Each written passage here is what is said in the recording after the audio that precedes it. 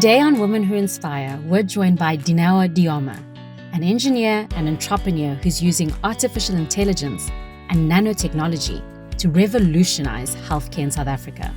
At just 35, she's founded 3 companies dedicated to transforming healthcare and making cutting-edge science accessible right here on the continent. From the lab to the boardroom, she's proving that African innovators can change the world. Dineo, I am so happy to have you here. I've literally been kind of stalking you since, I think I might have read about you first. Was it Destiny Woman or was it Mail and Guardian? I think it was probably Mail and Guardian. And Yes. I remember, this is literally years ago, and I remember thinking, oh my gosh, this young woman, so beautiful, so bright, doing such complex things. But before we get into the many different things, the titles, the company, I'd love to know about younger you. Like, how does one producer do now? Tell me about your upbringing. Tell me about your early beginnings. What were you like as a child? Oh, geez. I think you'd also have to have my parents here if you want to know a little bit more about the younger Dineo. But yeah, I grew up in Bloemfontein, a very small town of which I'm really grateful for because I think it helped to give me a really firm foundation, good grounding, and being raised in a really like humble home with really strong parents who were fantastic role models, if I have to be honest. And I was the youngest of 3. So I've got an older brother and an older sister. And my sister's the eldest. And she's had such an incredible role to play in my life. She was quite the disciplinarian. This And is your sister. this is my sister. I Okay. think she took after my mom because my mom was Okay. also like very strict and like, pro academics. You better do well. And, like, what else? You're a child. You're supposed to do well in academics, right? And yeah, they really just gave me such a great foundation. My sister as well, she was the really smart one. I think she's like the really, really smart one in the family. She would get like 98s and 96s for her subjects. And like, if we got an 80, we're like, oh, yes, we just made it. I just made the distinction mark. But she really just helped to instill that idea of discipline and excellence. And I think it's a value that I've carried throughout my entire life. And it's something that was passed down from my parents to her and to me. And yeah, I think I'm really grateful for that lesson. And when I just look at like my life, I think, to be quite honest with you, from the 4th grade is when I really decided that I wanted to just, pursue excellence at Wow. everything that I do. And I think I just had an epiphany I think I was around the age of 8 at the time. And I was just like, you know what? We are actually meant to do, be outstanding at what we do and just really, and that will only come through hard work and discipline. Right. That's That's incredible at the age of 8. I don't know how that happened, but actually there is a backstory, Kopano. So Okay. I remember, when you're in primary school, they announced the top 10. And I remember they announced the names and I was waiting for my name to be called. Right. And guess what? It wasn't. Right. I wasn't part of the top 10. I was like, no, something is wrong here. This doesn't seem right. But of course, I hadn't worked hard. I think I was still playing around. My mom will Right. tell you as well that I almost failed grade 1 actually because I was very playful. Oh, really? Yeah, and then the teacher was like, you know what, I'm a bit worried about, she's not so focused. And then she's like, no, don't worry. She started school at the age of 5. She's still like in her childish phase. She'll grow out of it. And then when that situation happened, when I was waiting for my name to be called and it wasn't, I think that's when I realized, I was like, you know what, if you really want to make something of yourself, you have to start working hard and you have to be disciplined and do your best at everything. And I'm really grateful for that that memory. It still sticks out even Sure. today. And I think everything that I've managed to achieve actually starts at that point where you actually decide to do well and to be excellent. So I don't believe in overnight successes like mine. Actually, if there is any success that I can claim to, it actually started in the 4th grade where Wow. it's just a habit of excellence. And I mean, you really did, swing the pendulum from almost failing to the other extreme, because Yes. you've gone to do, and I told you, I struggled to pronounce this word. I had to ask my husband, metallurgical and materials engineering at Perfectly WITS. said. Yeah. Graduated with 24 distinctions. So, I mean, you really did kind of take this seriously. That did. pep talk you gave yourself at the age of 8 Yeah. clearly was very effective. So tell me about the engineering, where did that come Yes. from? Where did that love for wanting to pursue Yeah. engineering stem from? So very interesting. It actually came from when I was still a young child. I would love to break things apart and build them up again. I've told the story about like how I even dismantled my parents' toast at one point, and I didn't know much about electricity, so I did get electrocuted in the Oh my process. gosh, Thank God I made it really? alive. Wow, Yes. how old were you when this happened? Probably around 9. Huh, Yeah. okay, Yeah, but at the same time, I was also like very like girly, played with dolls, loved right. fashion, loved makeup. But there was this consistent theme of like wanting to understand how things work, breaking them apart, putting them back together. I also had my older brother who was obsessed with also being an aeronautical engineer. So I was like, oh, okay, there's such a thing as an aeronautical engineer. There's engineering, and he would also love like he would like put take our computer apart, and at that time you only had like one family And it was computer, expensive. and I was like, what are you doing? But he would like want to like look inside of it and see how it works. So I've really like I think I've just been really fortunate to have siblings who've just been like such great models of what like Right. possibilities were out there. But I remember I also had an aunt who was the first engineer in our family, the first female engineer in our Hmm. family. And that's when I realized that there's this thing that could be ventured into where you can create and build things. But I also had a very close heart to the healthcare space, which I'll also chat about how those two eventually merged together. So throughout my primary and high school career, I actually thought I was going to be a doctor. Oh, did you? Yes, I Okay. did. I did. But I remember in the 12th grade, when it was time for me to, submit my applications, Gabana, the only thing I could do was write down my name on that application Huh, form. And I just knew that this was not for me. huh. And I think also in retrospect, I'm actually quite squeamish. Like when at the sight of blood or any like sore, like my skin just gets goosebumps. But I think that's also not what was part of my destiny, to be Right. quite honest with you. I think God was like speaking at that time. I didn't realize it was him. But eventually telling me that, I actually have a path for you in Yeah. engineering and the technology And then space. you obviously go on to make huge impact in the healthcare sector, and we'll come back to that. Yes, But it's yes. incredible how your story comes full Full, circle. absolutely. But staying in your early years, so you do this incredible degree, Yeah. you do it incredibly well, you get 24 distinctions, and as if that's not hard enough, you decide to go to Cambridge and pursue a master's in micro and Yeah. nanotechnology. So tell me about that experience, because for many people, doing the engineering degree as a Yeah. woman, getting 24 distinctions is enough Mhm. and is incredible. And you would be scooped up by major corporations in the Yes. country. But yet you still want to, inch it forward, Yes. go to Cambridge. So tell me Yeah. about that experience and what that unlocked in you. Sure. That was actually quite a life-changing experience for me, to be quite honest with you, because I've, I think it was also in matric. I've just always been a big dreamer. I wanted to go to the likes of your Harvards and your MITs and your Right. Cambridges. And I remember the first time I applied, I actually didn't get accepted, and I was like completely This is devastated. to Cambridge specifically. I had applied to Harvard.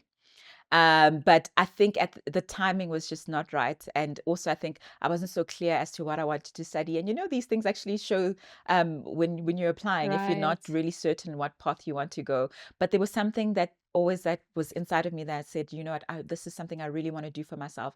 I want to go overseas. I would love to go study and also just test myself. I think I felt like I'd proven myself like in like a territory which is familiar to me, which Right. is like a South African university. I'd studied, I'd worked really hard, and I made sure that I excelled as well. And I was also fortunate that I had a great group of friends who were also just quite focused academically, and we just like spurred each other on, and we'd study together. And I just felt that I've in a sense like conquered the South African landscape. Let me just stretch myself and see if I apply again, if I would get in. And it actually coincided with a project that I was already working on where we were looking at developing an HIV self-testing device using nanotechnology. Hmm. And at the time, there wasn't a nanotechnology course in South Africa. So I thought this is a perfect time for me. I know exactly what I want to do. I'm already working on something related to nanotechnology. It's actually it's a speciality of materials engineering, what I studied. Mhm. So I had a look at the various institutions across the world, and I came across the one at Cambridge, which was fantastic because not only did it teach you about nanotechnology and how to convert science into something that's practical, but it also had a very strong entrepreneurial component, because that's essentially what we wanted to do, is be able to translate science from the lab into a tangible business. Okay. Yeah. So you knew going into that you were not going to follow a traditional route, that you were going to go into entrepreneurship. Yes. Okay. Correct. And so At where that did time. that desire come from? Because as I understand, you were Yeah. also offered to stay on to do a PhD, right? Correct. And that might have been maybe the more obvious route to take. I mean, Yes. entrepreneurship is kind of risky. Yeah. So tell me about that as well. So my interest in entrepreneurship started around grade 12 and into my university years. So we had the privilege to help our school with like a Christmas market in Matric. And we, yeah, that was also just like an eye-opening experience for me, because I came from also very like a traditional background. You go, you study, you work in corporate or in government, and I didn't really have a lot of like entrepreneurial role models to look up to say, oh, you can actually start a business.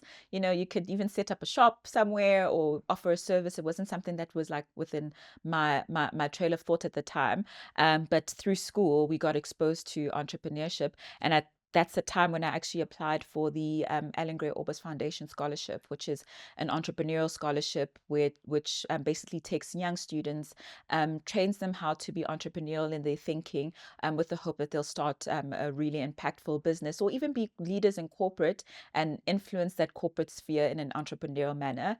I knew that I wanted to really start something that would help people. And because healthcare was something that was very close to my heart, I started thinking about ways in which I can merge entrepreneurship and healthcare to essentially help the masses, because that really, I didn't want to be able to benefit a select few people, because in South Africa, we've got a range of socio-economic challenges, and I started thinking about ways in which entrepreneurship can help solve those, and I landed in the sphere of healthcare, which is what I'm doing That's now. amazing. I mean, Yeah. we love the Alan Gray program. We actually had Zimkita Peter on the I show. love And them. so Yes. we're fans here Yes. at Women and Inspire.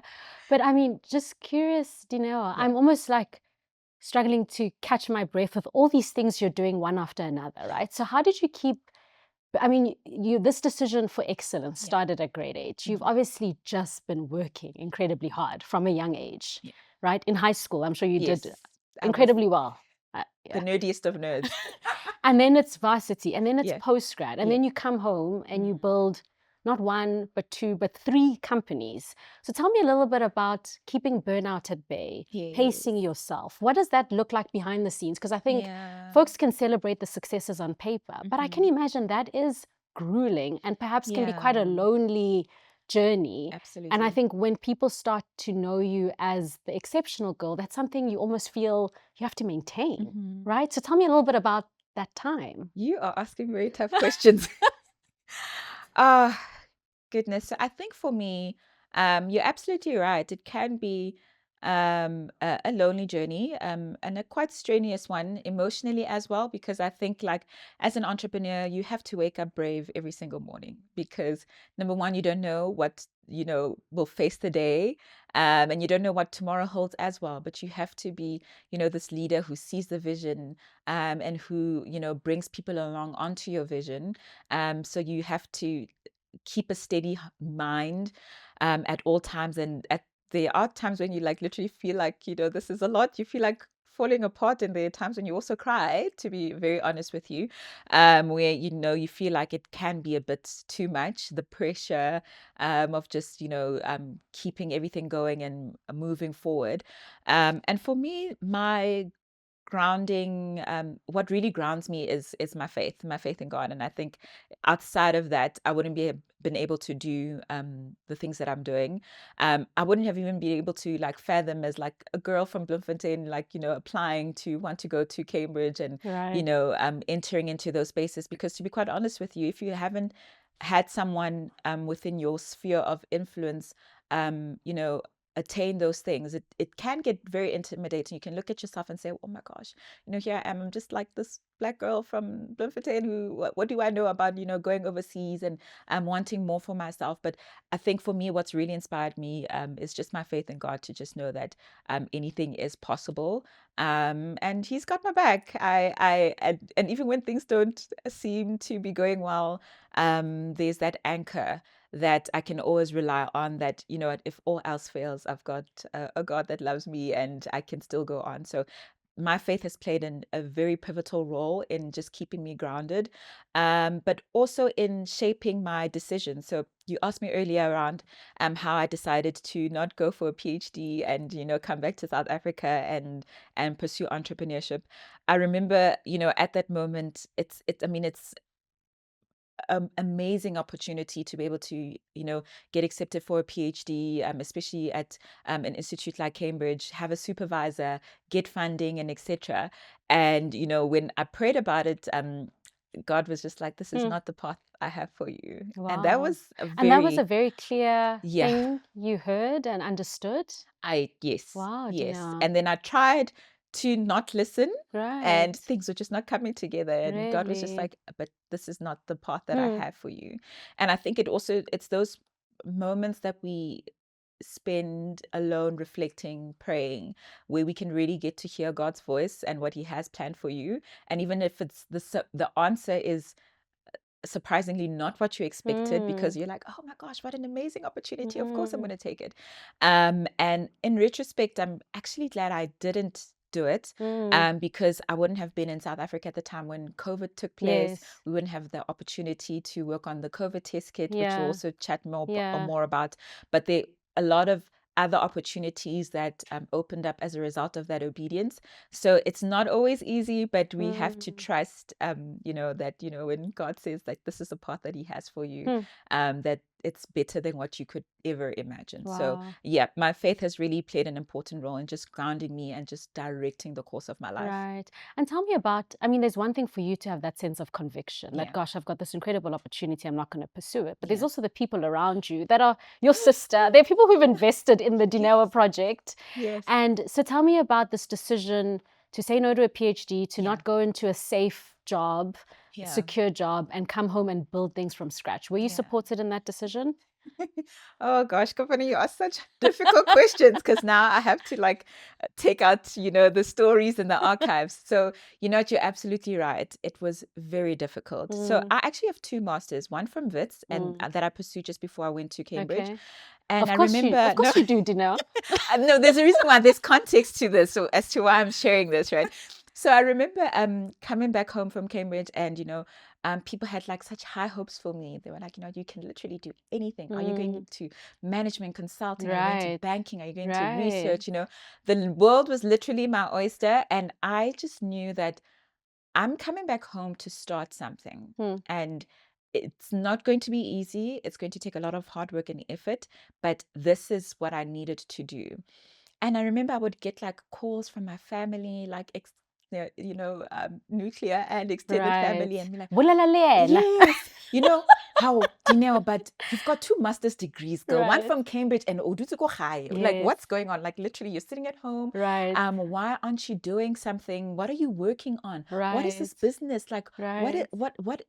when you wake up in the morning, what do you do? Right. And I think it's from a loving heart. Like, in retrospect now, it was very frustrating in the moment, because I was wrestling between what I knew I had, this this personal conviction from God that you need to like work on building something, versus like, here I am, I've had so much poured into me as an individual. My studies have been sponsored. You have to give back in some way by like either working in a corporate or an institution. And here I am, I know what like God has said to me, and then the rest of the world is telling me something completely different. And to be honest with you, there was a time when I actually intentionally isolated myself, so that I wouldn't be at war with what people expected me to be and what I knew the route that I had to follow. So it wasn't an easy part of my life, to be quite honest with you, where like sometimes you avoid friends, you avoid family, you avoid that phone call. You're like, I know what this phone call is going to be about. Right. And but fortunately I also had like an aunt who really just helped to shelter me. I actually stayed with her. She was based in Pretoria. I stayed with her, and that also just gave me that flexibility to to go to meetings, pitch my business ideas while I'm figuring myself out. So that also really helped to be like a safety net and like some sort of a cushion for me. But I had to be very intentional about that. And also to mention, Kopano, like I was not making money at that time. So, Mhm. and my friends were doing extremely well. They were like Right. in consulting, earning a Right. lot of money. And I remember there were times when like they would ask me for lunches and I'd be like, actually, I cannot go. Right. The money that I have, I need to use it for something else. But I Right. really had to learn to be like very frugal with the finances that I had, of which I'm also grateful for that lesson now, because now I think the way that I manage my finances now is much better as a result of those Sure. experiences that I've had. I'm not like a wasteful person at all. But yeah, there were just certain things that I had to put in place strategically just to also keep my mental health Hmm. in check, because I didn't want to constantly explain myself, and I didn't want to also constantly question or put my personal convictions on a platform where they had to be questioned by people who didn't understand Right. where I was going, the vision that I have, the Right. future that I see, not only for myself, but like for the society that I'm trying to build, and the solutions that I'm trying to build for society, actually. It was a very lonely time, but I think I was actually being incubated, and that's also Hmm. okay. Um, Fast forward 5, 10 years ago, people are like, "Oh, we get it now. This is what you were doing. Oh, we're so glad you Right. didn't take those jobs." So Yeah, tell me about, you have this yeah, conviction, not a PhD, not a corporate job, I'm going to yeah. build something. Did you have Yes, clarity on what that something is? So you've spoken about healthcare. yes. Unpack for me a little bit how you landed on, I Mm, understand Insight Tech was the yes, first company. So yeah, help me understand how you go from leaving Cambridge yeah. to I need to build something and to the solution. Hmm. And then how you practically do that, Dineo, Yeah, because there might be some people who listen to this conversation like, God's spoken to me, but he yeah, hasn't like mapped it out. yeah. Like, where's the money coming from? How That's do a I good start? question. Yeah. So unpack a little bit what that looks like in practice. In practice, sure. So I have to also admit, like during my early entrepreneurial idea, I was very like, yes, ambitious, but not having the right practical tools. So I would think of these amazing ideas that would obviously impact society. Like I remember the first one that we were working on was also how we're going to use AI to solve for drug-resistant TB, which is a fantastic Which is project also that incredible because this is like before AI was a Y- thing. yes, yes. So even conveying that message to people was just, they didn't get it. They were like, "Oh, you want to use AI for what? How?" Like, okay, we don't get it. 5 years later, this is the language that people are Right. talking. So Right. I think our ideas were like slightly ahead of our time. But yeah, so that also taught me how to think about like practical ideas. So if you want to go into business, you can think of a concept that, yes, can help people, but what's the actual business model Mm, behind it? And I think that's where I fell short, because I was like, oh, are we going the research route? Are we going the NPO route, or are we creating this product and selling it to someone? So if I could go back, I would definitely like hammer more on like the financial model and a business right. model behind like every idea. But you know what? Every lesson is there for a reason. So we played around a lot. In terms of like trialing out different solutions, trying out different business models. Here we are, we think about this great concept when I go back to Inside Tech, where we thought like, it would be great if we can have people be able to, number one, test themselves for HIV at home. This was back in 2014, when HIV self-testing wasn't really like a big thing, because of course there was those concerns that people might if you get an HIV test that's positive and you're on your own, what about the counseling aspect and etc. So it wasn't really a concept that was well endorsed at the time, but we thought that, you know what, let's build this device. In a few years' time, this is going to become the norm, and which now in retrospect it is. You can go to a clicks and a discount and you buy Right. an HIV test and do the test on your own. They've got like helpline centers that you can call, and there are even some platforms that have doctors online that, you know, can help you break down your positive or negative test results. But back then, when we thought about this concept, that wasn't there. So we were just like, you know, merrily building along. And it was actually quite a fun journey, you know. We managed to source some funding. We pitched the idea to E Squared Investments, which is actually a subsidiary of the Yes, I know Annenberg E Orbis, squared. yes, Yeah. yeah, foundation. So we're also very fortunate that we were already within that ecosystem to say, look, we've got this idea, we'd love to pilot it. Can you give us some seed funding? And because it was a medical device, medical devices actually require a lot of funding. They require a lot of research and development as well, because now it's going to be tested on a human. It's not going, you know, just on some arbitrary place. Like it has to be like near perfect. Yeah, Right. so there's a lot of research and development that goes into it. So we managed to raise some seed funding just to build like a prototype, and that was also quite an exciting journey. Like, designing the test kit, looking at what different components that we need, and where we actually got stuck was with the nanotechnology component, because we wanted it to be a painless blood withdrawal system. So with Okay. nanotechnology, you can make it's basically the science of, making things like extremely small at the nanoscale. And if you can build needles that are at a nanoscale, they can basically bypass the pain nerves within the skin and be able to withdraw blood without any pain. So that was the concept behind our HIV self-testing device, that it would be a microneedle patch that you just put on your skin, and then these microneedles will go into your Okay, skin that's without any amazing. pain and withdraw the blood, and then go down the lateral flow strip and determine whether you're positive or negative. So there was the practical, like, design side, also engaging engineers, also, contributing to the idea and say, look, this is how we want the test to look like, doing our own research. And I wasn't the only one on our team, actually. It was myself. There was Loretta was a scientist, Danisa, who was also she was working at Discovery Health at the time, and and there was Lindy Ware as well, was an accountant. So we were really a diverse team. Right. Um, And these are yeah, people you mobilized with these friends of so yours. Like, they how do you mobilized actually go me. about building a team like this? Yes. So they actually mobilized me. It wasn't my idea. It was Loretta's idea, who was a scientist. And I came in saying, like, look, this is quite an easy thing. I thought it was an easy thing to do at the time. You just need to put these components together. And I was coming in from, like, with my engineering expertise. And we just grouped together as, an all-female led team, with diverse expertise, from corporate to the science field and engineering.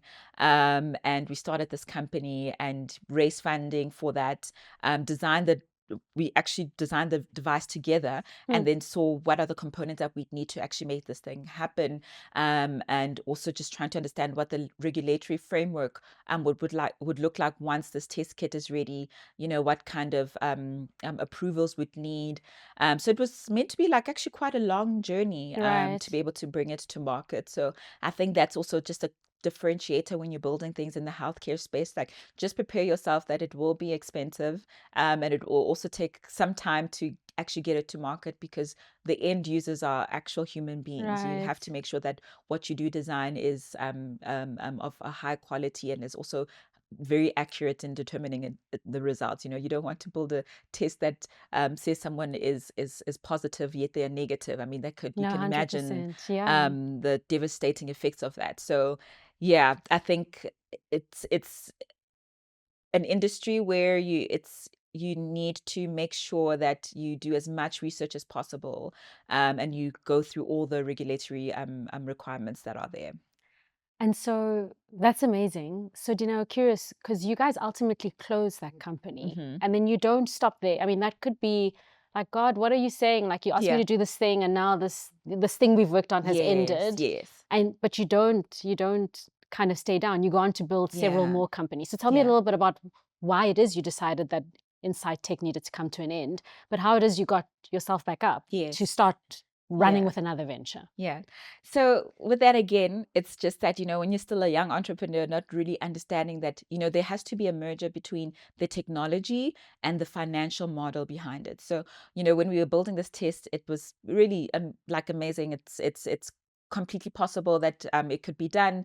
And what we then found is that the cost of the price was nowhere compared to what you could get off your shelf at Clicks or Dischem. So because it used nanotechnology, and at that time, to manufacture anything at scale using nanotech was extremely expensive. So I can't remember the exact price of what like the unit cost would be for the test, but it probably would have come down to like about like 500 Rand, whereas a rapid HIV test that it costs around like 50. So yes, Right. it Okay. removed the pain point of But like it was just literally it was unaffordable. not affordable. And that's why when I always encourage scientists that even if they're creating something in the lab or they want to develop a novel innovation, that start with the end in mind and think about that when you create this amazing technology, is it going to be affordable once it's in the market? Can it reasonably compete with other competing products that are already existing? So I Right. think in our youth, that was the one mistake that we've Right. made, that we've got Right. these big bright ideas which are Right. completely amazing, but are they practical within the Right. market? Yeah. So Right. that's a lesson that we learned. And I think I'm just the person that even a failure is a lesson. I don't take it to heart. I take it Was that as, not tough with your family and the folks around you who are like, okay, she's no longer just sitting at home. She started something, but and it didn't Sheban, we work. are no more to say it's a company. Like, what were Ah, those and even for yourself, yeah. right? Because I think sometimes when you do feel like something is a deep spiritual conviction or the Mm, universe speaking to you or a big direction yeah. and you've taken a risk, Yeah. you have an expectation that God is Yes. going to And deliver. it better work. It Exactly. has to So, I work. mean, surely that was Yeah. hard, or not? Um, can I be honest with you? I think during my season where I had a lot of people question what's happening with my life, what am I doing, when it felt like people thought I was like wasting my Your my talent my and talent and my right, intellect away. That was a season of pruning where I almost got over what people thought. Like mm, I realized that this is my path, this is my journey, and you can never please everybody. And if you right, do, then I think there's a right, problem. Yeah, you're probably right, going with the crowd instead of like right, standing on your own conviction. So I'm really grateful for that lesson and that season of like just disappointment and not relying on people's validation to right, steer my path. And right. I think that's the theme, like not relying on people to affirm your Sure, own personal sure, convictions. sure. So that helped me quite a lot. And I was also able to like, pray about it and go back to God and be like, okay, God, so it didn't work. Right. And I've also learned to accept that that's also okay. Yeah, Just because God tells you to do something, it doesn't mean it will work out the way that you right, want it to work out, right? Maybe there's a certain lesson that He wants to teach you in that right, season through right. the failure, and that will make you a better person or Sure, actually prepare you for the even better season that you're about to sure, enter into. sure. So I'm actually fine with that concept of failure. And I think also just as an entrepreneur, you have to get used to it. And was that something is that a muscle you've grown over time? We've Yeah. spoken a little bit here on this podcast, even with Zim around. Yeah. Sometimes as women, we wear failure as a cloak that you can't, as a Mm. dress, like it's me. It's Mm. not something I tried and it didn't work. So was that something that came to you in that moment? Is that something you've had to build and Yeah. almost like self-talk to yourself so Yeah. that you can get up and do the next thing? Yeah. So I think for me, I was actually coming from the polar opposite side. So Okay. I grew up being an ultimate perfectionist. I Right. really wanted everything to be perfect, things to succeed. Right. And I think those seasons of disappointment just taught me that you're better off trying and doing Right. something than not Right. trying at Right. all. And it also, funny enough, has helped me in my entrepreneurial journey because sometimes we want to prepare something and make it so perfect, and you want to build the solution in your little corner and try to make it as perfect as possible before you launch it. But it's actually taught me that failure is also feedback. If something is not working the way it should, listen, lean in and try to understand, like, why is the market not receiving this? Why is it not working as well as I thought it would? And it's helped to humble me as well to be like, sometimes you think you know everything, but you actually don't. And that is not a bad thing. It's an opportunity for you to learn from others who know even more than you. It's an opportunity for you to refine what it is that you're building. So I, I really, I don't take failure personally. I take it as like a lesson, and an opportunity for growth. And we move on, and we can Yeah. speak about like, oh, we tried it. And, maybe in a few years' time, when somebody else comes to me who's younger and has like the dreams and aspirations that I had during that season, I can actually guide them and say, oh, no, this is how. This is why this is not going to work, or you could potentially improve your solution by doing X, Y, and Z. But it really like helps to build like a knowledge base where you can also like pass down your wisdom and your knowledge onto someone else, so that they don't have to go through the same like pain and failures and heartbreaks that you've been through. But yeah, 100%. but Yeah. overall, I've just learned to not take it personally. I think, yeah, the entrepreneurial journey is this journey of trial and error. If you get stuck on the failures, you won't move forward. Yeah, that's amazing. I mean, so you clearly don't, because you then go and build another very complex company, Yeah. Deep Medical Therapeutics. So tell me about how that idea came to Yeah. mind, how you built that up. You've managed to raise funding for Inside Tech from your ecosystem. Yeah. Are you going back to that same ecosystem Yeah. and saying, gosh, guys, forget that one. There's a new Here's a one. new idea. So tell me about, like, I mean, it's incredible. Entrepreneurship is hard, but you are a serial entrepreneur. And we kind of watch this stuff in movies and Silicon Valley, move fast and Yeah. break things. And it's incredible to see a young Black South African woman kind of doing that in a highly tech, innovative way in our Yeah. context. So tell me about, like, okay, forget that. Yes. CIPC, new idea, New idea. me again. I've arrived. I'm back. Tell me about Deep Medical Therapeutics. So Deep Medical Therapeutics actually came about while I was studying in Cambridge. I was really inspired by like the number of young people who just are able to translate research into like a tangible product that can impact society. So I was seeing a lot of ventures where young people were using AI and genetics to solve for cancer, hypertension. And while I was looking at that, I was like, wow, this is really fascinating. But how come is it that none of the diseases that they were solving for speak to African problems? Like they don't speak to HIV, they don't speak to TB, they don't speak to malaria. Maybe, this is a great opportunity for us to use the same, resources, to use the same systems to be able to solve problems in Africa. So that's where the idea of deep medical therapeutics came from. We were going to use deep machine learning. That's where the name also comes from. Deep machine learning in order to be able to solve for drug-resistant TB, because you're a medical doctor, you know how devastating that could be, not only for the individual, but also for the health budget. If, a patient has to move from drug sensitive to drug resistant or extreme drug resistant TB, how much that costs. And it basically can, cripple the healthcare system because it's so expensive. So that's where the idea basically came from, to say like, look, can we study the TB genome, understand what causes drug resistance, and use AI and able to solve that.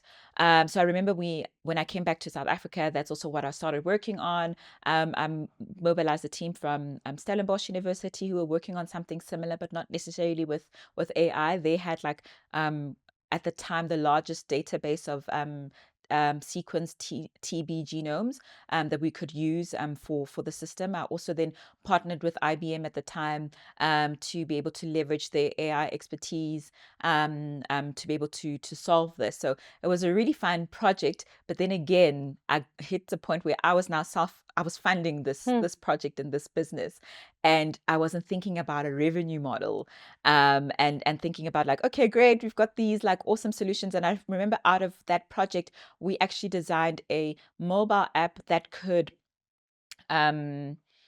personalized TB treatment at the point of care. So instead of sending someone sputum samples to the NHLS, and then, them waiting a couple of weeks to get the test results back to see whether it's drug sensitive or resistant TB, we could do that at the point of care. We were using these small sequencing devices together with this mobile app that we've built to then basically say that, based on your profile, if you're HIV positive or negative, you have this weight, and and etc. We were able to like come up with a personalized TB treatment for you at that spot, like within like 30 minutes, which is amazing. But again, it came to, okay, so who's going to pay for this system? Is it going to be government? Are you going to pay? Is it going to be an NGO? Right. So it's again going back to that lesson that I always teach scientists, that when you think about a solution, think about the practicality, like it actually being used.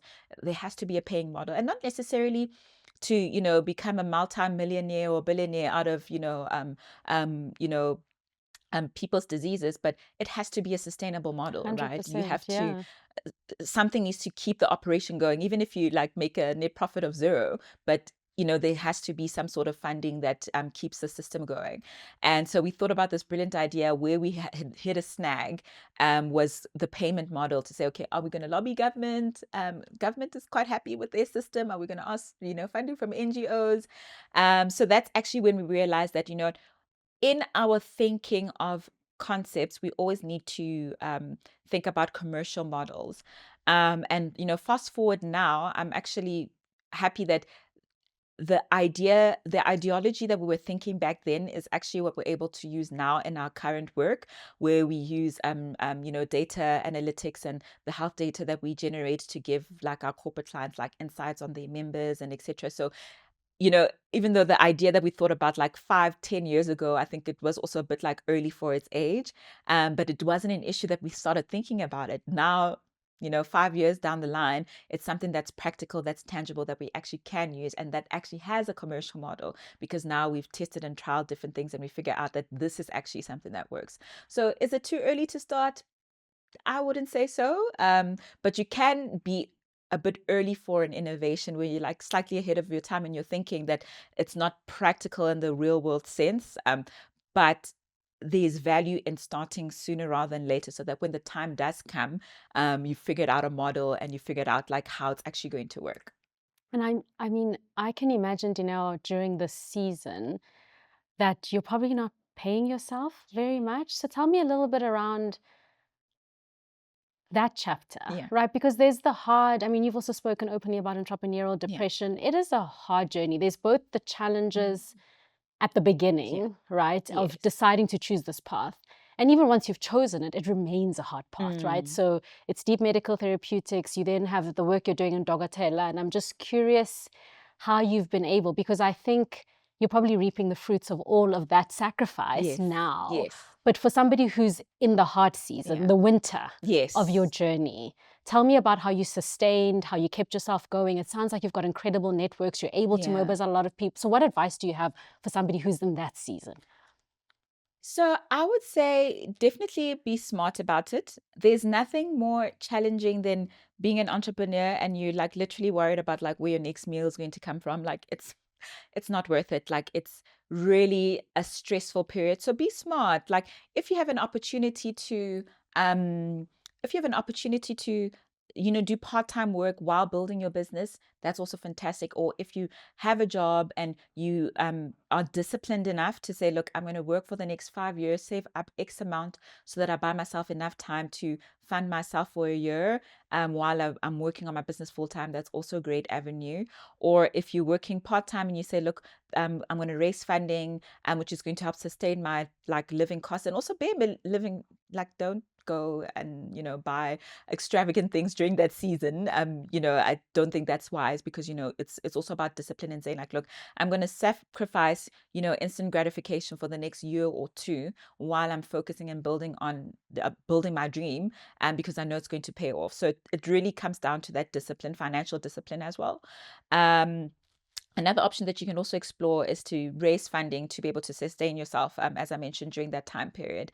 But then, of course, there's a trade-off that if you raise funding from an investor, you might have to then give up some equity in your business, which is also not a bad thing, because if you have the right partner, they can also, you know, introduce like certain market opportunities for you, open up doors to certain corporates who can then buy your product.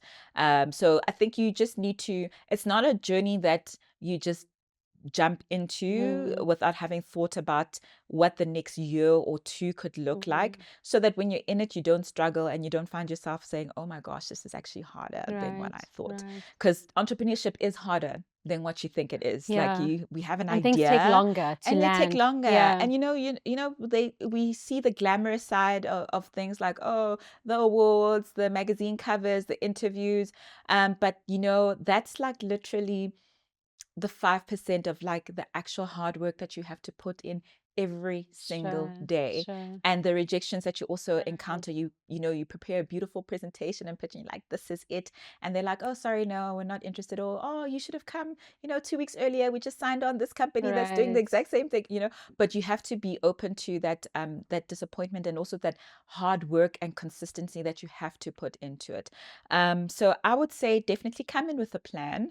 But if you also have that personal conviction that this is going to work, don't give up. There's so many reasons for us to quit and give up at any time. Yeah. I've had offers actually as well, where people are like, please come and lead our organization. This is the salary that we're going to give you. And I'm looking at, I'm like, oh my goodness, this could be really nice. But I know what it is that I'm building. I know where I'm going. And it's taken years to finally get to the point where I'm like, oh, okay, I see things are coming together, and I'm actually reaping the rewards of that sacrifice. 100%. But it takes a lot of mental strength Yeah. to keep going when it doesn't seem like there's a Yeah. light at the end of the Yeah. tunnel. And a sense of I don't know what to call it, Dineo, because I also think as women sometimes, I mean, Mm.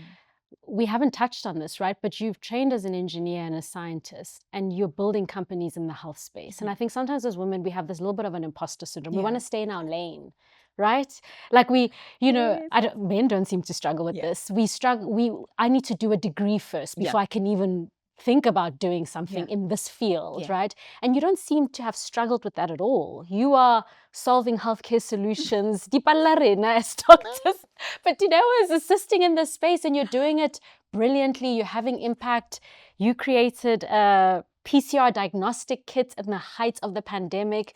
And so also there's a deep self-assuredness that you have that Yeah. is incredibly, you can feel it. You have a deep sense of confidence Yes. and a knowing that you Yeah. can make a difference and step into territories and be useful in fields that you obviously are making a huge contribution with, but as women sometimes we shy away from that. So Yeah. tell me a bit about this inner Yeah. self-assuredness that you have and Yeah. where that comes from.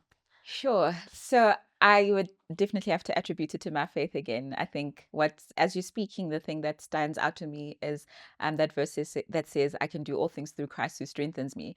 And if he says that I can do it, it means I can. But it doesn't necessarily mean it's going to fall like, pie in the sky, or Right. like magically land in my lap. There's work that needs to be done. So I actually read a lot. Like I read, I'm constantly online trying to figure out what are the latest trends, what's happening. I also work with people who are like industry experts in like what they do, so that I'm not here sitting in my, little corner, like creating things that I have no idea about. And because that's also a risk, right? You don't want like an engineer who knows like absolutely nothing about medicine, like tinkering in that field and creating things for You need a people. new set of eyes at the problem. I think that's probably where innovation happens, Yes, right? yeah, Where people have correct. only thought this can be done way, and then engineer Yes. comes along and says, no, Yeah. actually, let's think about it Let's in think this about other it. way. Yeah. And I think also, just going back to one of the reasons why I actually chose engineering, was for that like very same reason, to say that engineering actually helps you to be a problem solver and to think innovatively. So any industry that you go into, as long as you carry the same mindset, it's easy for you to then enter and start seeing the problems and start seeing like solutions that you can come up with in that sphere. But as I mentioned, like I really I read, I speak to people, I do a lot of research, but I also, I don't want to say, do I trust myself? Yes. I really do believe that, like, we've been given like gifts and talents, and we just need those gifts and talents need to find expression in the real world. And like that innovative like thinking is a gift that I have. And as I go about things and I pray and I ask God, like, please guide me, like, what do you think about this? What do you think about that? Sometimes I even have like dreams about things, and I'll, read about them, or I'll do research and I'll try things out. But I put myself out there, to be quite honest with you. I try things out. I don't limit myself to my current capabilities. I believe there's more. Mm, And I'm really grateful that like that's a mindset that I've had since I was a young child. Like there's got to be more to life right. than just this, what I'm seeing, what I'm surrounded by. And maybe let me also just push myself. Maybe I think this is the limit of my abilities. Maybe there's more that can come out of me. So I'm constantly trying to push myself to do things that I think I'm limited by, and I'm able to do that as well because of my faith. Like Yeah. Yeah. it plays such a huge role in the things that I do. Yeah. So it's your faith. I think there's obviously a surety, a Yeah. confidence, but I imagine you have incredible work ethic. So give us a glimpse into a typical day in Dineo's life. You're now running 2 companies. Am I right? Yes. Yes, sorry. I'm thinking about the other stuff that I also do on the side, like the So boards at a that I sit minimum, you're running on. 2 companies and maybe mean other things. So Yeah. what does a typical day look like? Geez, I wake up in the morning. I try my best not to read emails and to look at messages. The first thing I try to do is like read my Bible, just so that I calm down, because if I start my day in a panic, it typically doesn't end well. Um, I am not proud to say that I'm mostly in front of my laptop the whole day, just by nature of the work that we do. Yeah, I am, constantly like, reading emails, preparing pitch presentations, speaking to my team, problem solving for things that they need, and just providing that oversight on the operations of the work that we do. Um, Predominantly thinking about like what's new that we can offer, what we can do and offer like our clients, how we can improve our services to them. And I do take a break, sometimes a 30-minute lunch break, but I'm in front of my laptop. I'm really not proud to say, doctor, that, I have to cut down on my screen time. So sometimes I'll be in front of my laptop until like 8 o'clock. So it's long It's days. long days. It's Yeah. long days. Because I also sit on boards, if I have to like read a board pack, sometimes it's like till like 11. Right. Yes. But one thing I have decided to do, and which I'm really proud that I'm doing very well, is that on Fridays after 6 p.m., I try my best not to work, and I try my best to just observe Sabbath and not work from Friday evening till Saturday evening. And then if things are really pressing, then I'll, squeeze them in on Saturday, or on Saturday evening and Sunday. Right.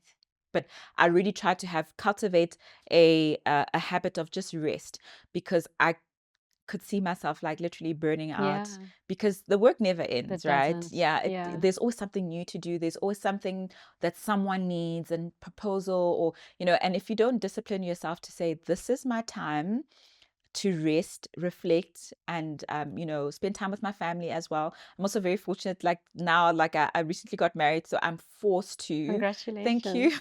I'm forced to spend time with my family. I can no longer be that single girl who's like waking up until Right. waking up at like, I don't know, 6 a.m. and working till like 10 p.m. and like eating noodles because that's like the quickest meal that I can make. I've had to learn to be a lot more structured and say, okay, now it's 7 o'clock. You've Yeah. done enough for the Yeah. day. And what do you do Um, for fun, Dineo? Me, I love going to the gym. There's a gym that I Right. go to, which is Right. like my little sanctuary. They've got like jacuzzis and steam rooms, and it's just like Yeah. it's my go-to place where I'm like, after a really stressful day, I can just Right. relax. So I love going to the gym. Sometimes not even to work out, Yeah. just to Just to sit, hang yeah, out. just to hang out. Yeah. I love hanging out with my family as well Yeah. over weekends. Like they know, like if they tell me, let's go play paddle, I'm like, yes, let's go. Yes. Um, what else do I do? So, Kopano, in my spare time, when I do have time, I love to make dresses. Oh, you Yeah, do? so I do so. That's I beautiful. once took a course in fashion designing, and yeah, that's one of the things that I absolutely love when I'm making a dress. Or right now, I'm making scatter cushions.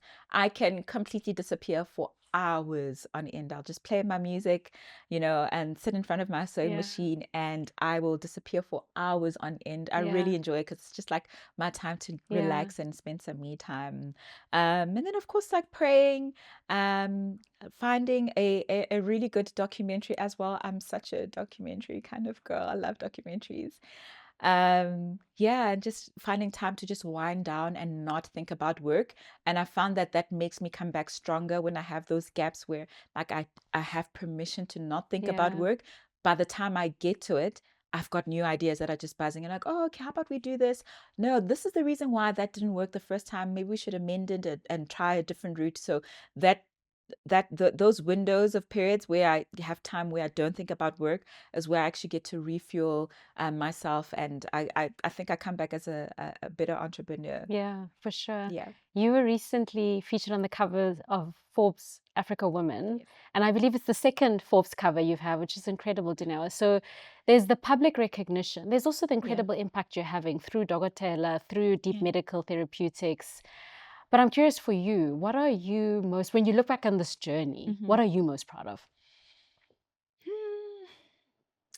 Two things. Number one, the ability to help people.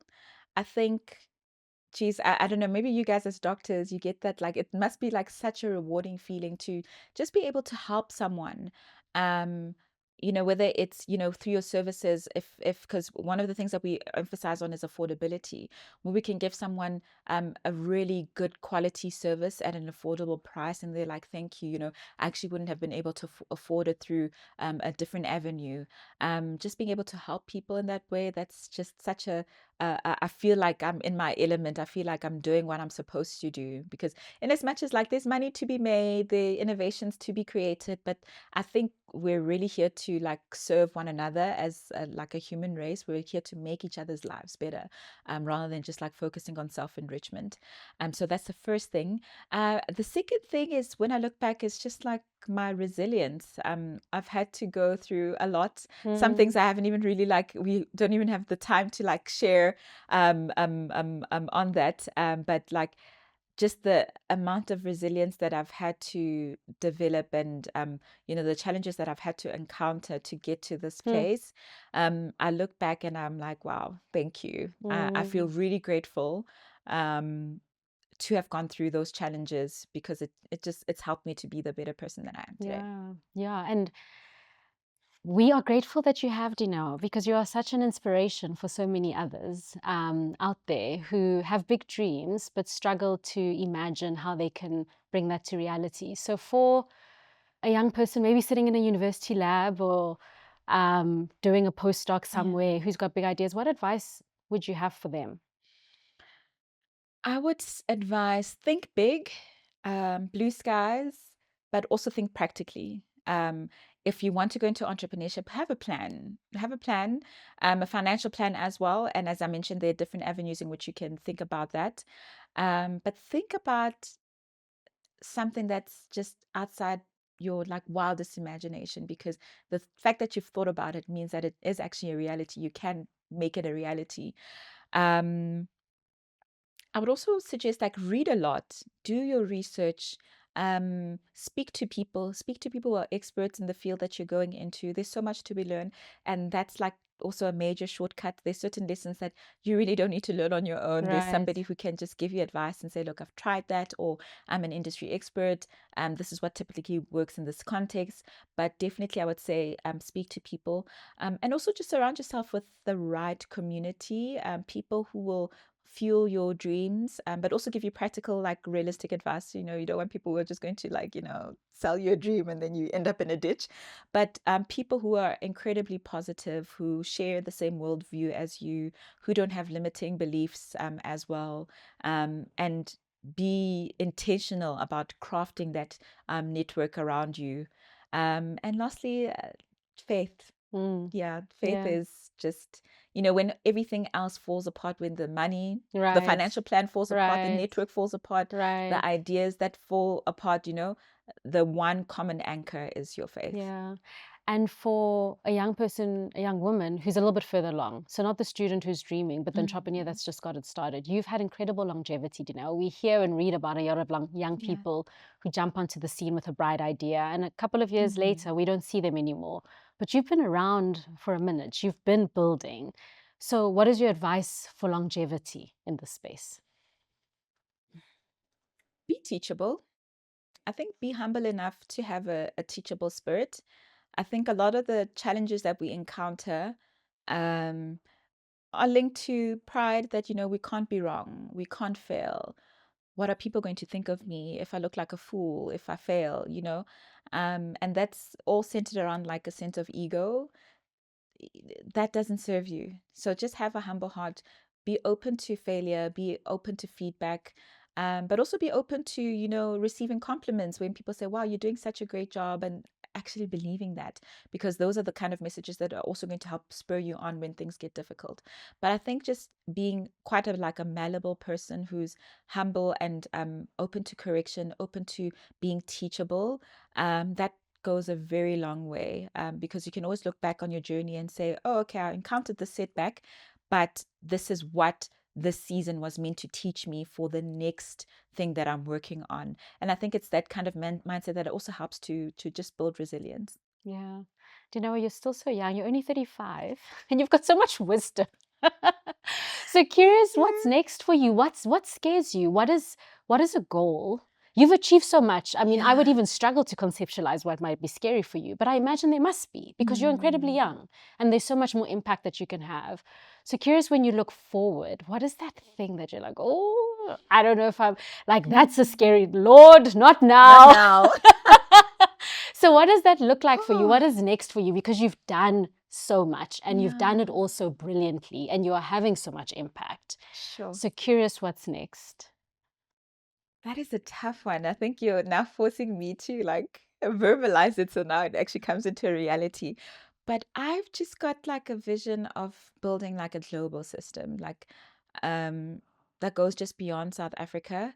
So we're looking at other markets, Asia as well, maybe even the US, but just being able to think outside of my comfort zone, because South Africa is a comfort zone, right? We grew up here, we sort of understand like the nuances around healthcare, people's buying behaviors and etc. So we this is a market that we know well, but to then go into a totally different market where they don't speak your language, they don't look like you, the people they behave differently.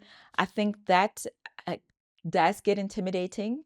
Another thing is I really have a vision to be able to build like hospitals, and really affordable hospitals that give the best quality of service, but that are affordable, especially for people who wouldn't ordinarily be able to afford a medical aid. The figures. I mean, only 16% of the South African population is on medical aid. So we're looking at that 84% of people that still deserve that dignity of care, and excellence in the healthcare sphere. I mean, building one hospital can like cost so much money. So I'm just thinking, I'm like, oh my word, how are we going to even get the funding to build like a network of hospitals and clinics, and just build this amazing ecosystem where we've got doctors who are also happy to work where they are, and they don't feel like, they're overburdened, or Yeah. they And they have all the tools they need. yes, and they have the tools that they need, and they're able to give of their best in a conducive environment. I just have that vision. It's just that it costs a lot of money. So I love that. And yeah. I'm so glad that we get to hear it first. I mean, we are here at the beginning of it because, if your visions are anything to go by, you certainly make them happen. And so excited to see what happens next. As my last question for you, Dineo, thinking back to that 8-year-old who Yeah. wasn't in the top 10 Yeah. and was devastated, decided that this is a pivotal moment Yes. where I'm going to get my life in order. If she was to look at you now, what do you think would surprise her most? Ah,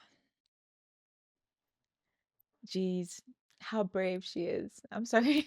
I get emotional because, ah, Kopano, there have been so many times when the world was literally saying, no, this is the box that you fit in. This is what you should be doing. This is the path that you should take. And I think to literally be able to just go against the grain when literally there's that silent voice that says, this is the path that I have for you. And the rest of the world is saying something else. It has been difficult. I really have to admit that it hasn't always been an easy journey. So I commend her for being so brave. I commend her for being true to herself, as well, and for never giving up. I didn't know she would be the person that she is today. Because growing up, I was like, actually, I was, I was a nice kid, but I think I'm sure you are still a very nice adult. nice child. But I always questioned. I remember just always wanting to ask why things are the way that they are. Mhm. And just to see myself, yeah, I'd be incredibly proud. Yeah. And I'd also tell her to just like be a bit easy on herself. Like things work out in the end, Yeah. and not everything has to be perfect. Yeah, Right. yeah, because I think, as I mentioned, like I had to really outgrow the perfectionism side of me. So I used to be very hard on myself. Mm. So I'd tell her that, I'd take it easy, girl. Like it works out in the end. And God's got a good plan. Yeah. Yeah, he's got A a good plan. beautiful plan. Yes, a beautiful And a one. plan that Yeah. we are also grateful for, because this Yeah. country benefits from all the incredible things you are doing and just your sheer resolve to see it You. through. So thank you for being you. Thank You you. are really, truly, Dineo, such an inspiration. My daughter and I were going through these cue cards, and she was getting distracted because she's like, she did what, mommy? She's like 12 years old. I'm Oh inspired. gosh. The next generation is inspired. So thank you, Dineo. Thank you. But can I also just add, I mean, she is so blessed to have a mom like you. I remember being in high school and thinking to myself, who is this woman who is publishing books and like writing novels? And I mean, we've been like fangirling you like for the longest of time. So she Thank is you. incredibly blessed to have a mom like you, and she's going to do amazingly I'm well so in life. grateful. Yeah. Thank you. Thank you Yeah. so much for giving me this time and spending Thank this time for you. us, and rooting for you, Thank you. and excited to see what you do next. Thank you so much. It's been a pleasure to be here.